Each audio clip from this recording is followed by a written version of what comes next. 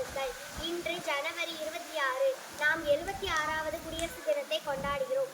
1950ஆம் ஆண்டு ஜனவரி 26 நாளன்றுதான் நமது பாரதம் குடியரசு நாடாகியது.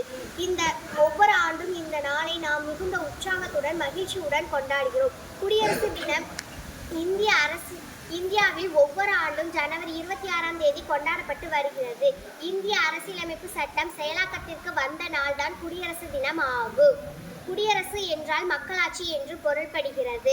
டாக்டர் அம்பேத்கர் தலைமையில் அமைக்கப்பட்ட குழு இந்திய அரசியலமைப்பு சட்ட வரைவை உருவாக்கியது. குடியரசு தினத்தன்று இந்தியாவின் தலைநகரான டெல்லியில் குடியரசுத் தலைவர் கொடியேற்றுவர். குடியரசு தின விழாவின் போது தலைநகரான டெல்லியில் ராஜபாதையில் முப்படைகளின் அணிவகுப்புகள் நடைபெறும். முப்படைகளின் வீரத்தை பறைசாற்றும் வகையில் பல்வேறு சாகசங்களும் அணிவகுப்பில் இடம்பெறும்.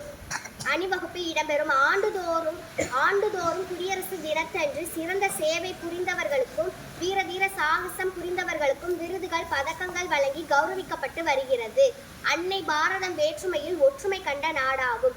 இத்தகைய சிறப்புமிக்க நம் தாய்நாட்டை காப்பது நமது முதல் கடமையாகும். அடிமைப்பட்டு போன நம் தாய்நாட்டை தன்னின் உயிரை துச்சம் என எண்ணி போராடி சுதந்திரத்தை பெற்று தந்த தலைவர்களையும் வீரர்களையும் வணங்கி போற்றுவோம். இந்தியன் என்று பெருமை கொள்வோம். ஜெய்ஹிந்த்.